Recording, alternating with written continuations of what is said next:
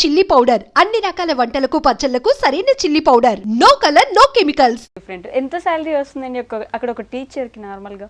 Teacher కి say for example ఒక 5 years experience ఉంది అని చెప్పేసి అనుకుంటే మనం మినిమం ఒక 2 lakhs సాలరీ ఎక్స్పెక్ట్ చేయొచ్చు పర్ మంత్.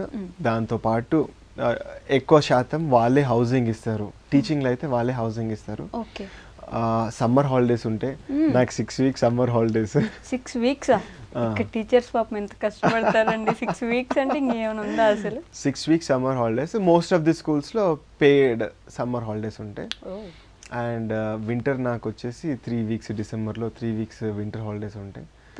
పెయిడ్ ఉంటుంది. బాగుందండి. అసలు ఇక్కడ టీచర్లు అందరూ చైనా వచ్చేయచ్చు గమనింగా. ఏం టీచ్ చేస్తారు మీరు అక్కడ? నేను వచ్చేసి ఫిజిక్స్ అండ్ సైన్స్ టీచ్ చేస్తాను నేను అక్కడ. ఓకే. స్టూడెంట్స్ ఎలా ఉంటారు? ఐ మీన్ చదువు ఎడ్యుకేషన్ క్వాలిటీ ఆఫ్ ఎడ్యుకేషన్ ఎలా ఉంటుంది? క్వాలిటీ ఆఫ్ ఎడ్యుకేషన్ మాది మొత్తం వచ్చేసి యూకే నేషనల్ కరికులం. ఓకే. మొత్తం కేంబ్రిడ్జ్ ఒకటి, ఐబీ ఒకటి, ఇవి మన ఎడెక్సెల్ ఒకటి, ఈ 3 మనం సర్వ్ చేస్తాం అనమాట వాళ్ళకి, టీచ్ చేస్తాం వాళ్ళకి. సో మొత్తం యూకే బేస్డే ఉంటుంది.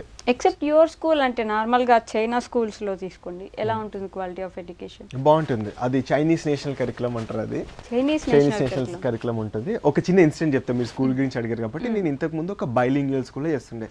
బైలింగ్యువల్ స్కూల్ అంటే చైనీస్ ఉంటుంది, ఇంగ్లీష్ ఉంటుంది, కానీ చాలా కంట్రోల్డ్ ఉంటుంది అనమాట.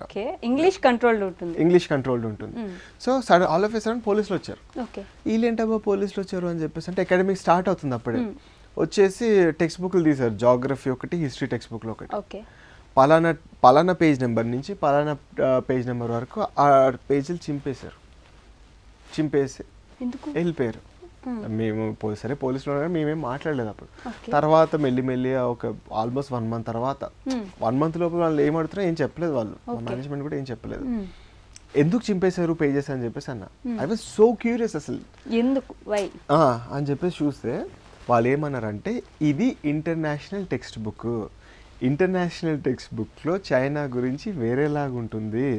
నేను ఎస్పెషల్లీ హిస్టరీ అండ్ జాగ్రఫీ ఈ పలానా పేజ్లో మనలాగా లేదు, ఇక్కడ చైనీస్ గవర్నమెంట్కి ఇంక్లైన్డ్గా లేదు. సో ఈ పేజీలు చింపేసి వెళ్ళిపోయారు వాళ్ళు. నెక్స్ట్ ఇయర్ చూస్తే జాగ్రఫీ టీచర్ లేడు. అంటే చాలా రిస్ట్రిక్ట్ చెప్పేశారు. చైనీస్ జాగ్రఫీ టీచర్ని పెట్టుకున్నారు. వాడు ఇంగ్లీష్ మాట్లాడేవాడు, వాడు చెప్పుకుంటాడు. హిస్టరీ టీచర్ అవుతున్నాడు, కానీ వాడికి చాలా రిస్ట్రిక్షన్స్. ఈ 2 subjects కొంచెం డిఫరెంట్ ఉంటుంది. అంటే మనకి చెప్పే చైనా స్టోరీస్ వేరుంటాయి. మనం ఇక్కడ తెలుసుకునేవి చైనా మనకు ఒక శత్రు దేశం, మనకి వాళ్ళకి పొత్తు పడదు, ఎప్పుడు గొడవలు ఉంటాయి. మనకి హిస్టరీ బుక్స్ లో కూడా వాళ్ళ గురించి చాలా డిఫరెంట్ గా కైండ్ ఆఫ్ నెగిటివ్ గానే చదువుకుంటూ ఉంటాం. మరి వాళ్ళ దగ్గర వాళ్ళకి నెగిటివ్ అసలు ఇక్కడ ఇలా చెప్తారనే విషయమైనా తెలుసా? ఒకటి సో ఇదొక నెగటివ్ థింగ్ మాట్లాడతాను నేను. ఇండియన్ పాపులేషన్ ప్రస్తుతం ఉన్న జనరేషన్ గురించి మనం ఎక్కువ టైం అన్నెసరీ థింగ్స్ గురించి మనం వేస్ట్ చేస్తాం. ఓకే, ఫర్ ఎగ్జాంపుల్ ఒక చిన్న ఇష్యూ అయింది, ఆ ఇష్యూ గురించి మనం ఓవర్గా దాని గురించి మనం చూస్తాం అనమాట. వాళ్ళు ఏంటంటే ఫర్ ఎగ్జాంపుల్ అప్పట్లో మనకి ఇండియా చైనా బార్డర్ ఇష్యూ అయింది. నేను కావాలని మా వైఫ్ అనేది అసలు మాట్లాడకు వీళ్ళ దగ్గర మాట్లాడకు, మన కంట్రీస్ అసలు వార్లో ఉంది మాట్లాడకండి. నేను కావాలని 2-3 అడిగా, do you know this is happening అని చెప్పేసి అంటే వాట్ ఈస్ హ్యాపెనింగ్ అన్న, ఇట్లా బార్డర్ దగ్గర టెన్షన్ ఉంది అని చెప్పేసి అంటే I don't know is it really happening అని చెప్పేసి అన్నారు. వాళ్ళ మీడియా ఈజ్ గవర్నమెంట్ ఓన్డ్. వాళ్ళు ఏం చూపించాలనుకుంటే అది మాత్రమే చూపిస్తారు. నేను ఐ డ్రీమ్ నేను మొత్తం చూపించేసా అంటే కుదరదు. You as an I dream నువ్వు గవర్నమెంట్ కింద ఉంది ఇది చూపిస్తా అని చెప్పి సెన్సార్డ్ న్యూస్ మాత్రమే బయటకు వెళ్తుంది. ఇవాళ అన్సెన్సార్డ్ న్యూస్కి వెళ్ళిపోతే I dream is a history. Okay, అంటే వాళ్ళ పర్మిషన్ లేనిదే కనీసం న్యూస్ కూడా మీరు బయట all government owned media channels మాత్రమే ఉంటాయి.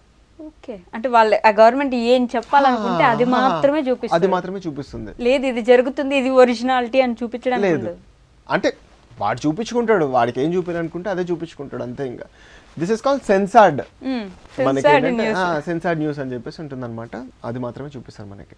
ఓకే, సో మనకి ఇక్కడ జరిగేది మనం వాళ్ళ గురించి ఇక్కడ మాట్లాడుకునేది అసలు వాళ్ళకి తెలియదు. అప్పుడు నేను నిజంగా పరిచయం అవునా అని చెప్పేసి ఐ వాజ్ లైక్ అరే అమ్మ తెలియదు కదా అన్నట్టు. వాళ్ళకి మనకు వాళ్ళ శత్రు దేశం అనేది తెలుసు, శత్రు దేశం అన్న కాన్సెప్ట్ వాళ్ళకి లేదు. అంటే మెజారిటీ మళ్ళీ నీకేటో తెలుసురా అబ్బాయి అని చెప్పేసి అంటే నాకు తెలిసిన చిన్న సర్కిల్ ఉంటుంది కదా అబ్బాయి, ఆ సర్కిల్లో అయితే చూసిన దానికైతే శత్రు దేశం అనేది ఉండదు. వాళ్ళకి ఎట్లుంటుంది అంటే you're a businessman, okay నీకేం కావాలి, యూ వాంట్ బిజినెస్, కొనుక్కునేటోడు కావాలి. ఇండియా భయంకరంగా పర్చేస్ చేస్తుంది. Why will he consider you as an enemy country? మనమే కొనుక్కుంటాం కదా. నువ్వు ఒక బిర్యానీ పాయింట్లో నువ్వు బిర్యానీ అమ్ముతున్నావు, వాడు వచ్చి కొడుకున్నా అంటే భయ్యా భయ్యా అంటావు నువ్వు వాడిని. నువ్వు నా ఎనిమిది, నువ్వు నా దగ్గర రాకని చెప్పేసి అంటావా? ఓకే అనవు కదా. అంతే, వాడికి నువ్వు కోట్లాది బిజినెస్ ఇస్తున్నావు అన్నావు. ఓకే వాడు ఎందుకు నిన్ను చూస్తాడు, ఇంకా మంచి చూసుకుంటాడు. వావ్ ఇండియన్స్ అంటారు, వి లైక్ ఇండియన్స్ అంటారు. ఓకే ఎలాంటి నెగిటివిటీ లేదు మన మీద అయితే. ఓకే ఇండియన్స్ ఇక్కడ నుంచి అక్కడికి వెళ్ళిన వాళ్ళు ఉంటారు కదా, మిమ్మల్ని ఎలా ట్రీట్ చేస్తారు అక్కడ చైనీస్? బయట స్కూల్లో కాకుండా బయట కనిపిస్తే మిమ్మల్ని ఎలా ట్రీట్ చేస్తారు? నిన్ననే ఒకరితో మాట్లాడాను అనమాట. అతను యుఎస్ నుంచి వచ్చాడు, నేను ఇక్కడ చైనా నుంచి వచ్చాను కదా. యుఎస్లో అనేది భయంకరమైన రేసిజం ఉంటుంది. ఒక advantage in being in China ఏంటంటే రేసిజం ఉండదు. చిన్న చిన్న పిల్లలు ఉంటారు కదా, బుడ్డలు బాగుంటారు, క్యూట్ గా. సో వాళ్ళంటే మామా ఓ వై గోరేన్ అని చెప్పేసి అంటారు. ఫస్ట్ అర్థం కాదు కదా. ఓ అంటే హీ, వై గోరెన్ అంటే ఫారినర్. చూడు వాడు ఫారినర్ అని చెప్పేసి అంటారు. సో వాళ్ళకి మనం ఒక ఫారినర్ అన్నమాట. మన పాపులేషన్ అక్కడ ఎక్కువ లేదు కదా, సో వాళ్ళకి వింతగానే ఉంటుంది. మనల్ని చూసారు, వీడు కర్రగా ఉన్నాడు, వీడికి గడ్డం ఉంది, వీడు ఏంద్ర ఇంత జుత్తుంది వీడికి అని చెప్పి కొంచెం అట్లనే ఉంటుంది. డిఫరెంట్ గా చూస్తారు కానీ రెస్పెక్ట్ ఇస్తారు. అదొక ప్లస్ పాయింట్ నాకు. నువ్వు ఎందుకు ఎన్నేళ్ళు అక్కడ ఉండిపోయావు అని చెప్పేసి అంటే దే రెస్పెక్ట్ అస్. రేసిజం లేదు అట్లా అంటే నేను 100% మాట్లాడట్లేదు, మనం మెజారిటీ గురించి మాట్లాడుతున్నాం కదా. మెజారిటీకి అయితే రేసిజం లేదు అక్కడ. ఓకే ఎవరు వచ్చినా దే ఆర్ వెల్కమింగ్. ఓకే ఇప్పుడు మన వాళ్ళు వెళ్ళి ఇప్పుడు అక్కడ మనం ఇక్కడికి వచ్చి వాళ్ళు నూడిల్స్ షాప్లు ఇవి పెడతారు కదా, మన వాళ్ళు అక్కడికి వెళ్ళి రెస్టారెంట్స్ పెట్టే ఉంటారు కదా, ఏ ఒక్కరో ఇద్దరు అయినా, వాళ్ళ దగ్గర ఫుడ్ ఎలా పర్చేస్ చేస్తారు? ఒక చిన్న ఎగ్జాంపుల్ చెప్తా. ఒక రోజు లిటిల్ ఇండియా అని ఒక రెస్టారెంట్ లో తినేసి మేము ఇంటికి వచ్చి, అరే మీకు చెప్పలేదా మా వైఫ్ పేరు కూడా వైశ్యునే. అరే వైశ్యు, వాడు బిర్యానీ కంటే నీ బిర్యానీ బాగుందంటే ఒకటి ఇచ్చింది ఇట్లా, ఏంటి నీకు ఇంకా కాంప్లిమెంట్ ఇచ్చేయండి అంటే, వాడు బిర్యానీ నా బిర్యానీతో నువ్వు కంపేర్ చేస్తావు ఏంటి అని చెప్పేసి అనమాట. ఒక బ్యాచులర్ ఇక్కడికి వచ్చి వాడు స్టార్టింగ్ బిర్యానీ చేస్తే ఎట్లుంటుందో అట్లుంటుంది అనమాట అక్కడ బిర్యానీ. అంటే కొత్తగా మనం ఇప్పుడు అన్నట్టు ఉంటది. వాడు ఏదో టమాటా వేసి ఏదో చేస్తాడు, అసలు అప్పుడప్పుడు తింటే చేతి గోరింటాకు పెట్టుకున్నట్టు ఉంటది. మన పరువు పోయినట్టే కాదు పాపం. Not every restaurant but maximum అంతే. అంటే ఇక్కడ ఫుడ్ అలవాటు పడ్డోటి అక్కడ తింటే అది ఇండియన్ ఫుడ్ అని మనమే అనుకోము.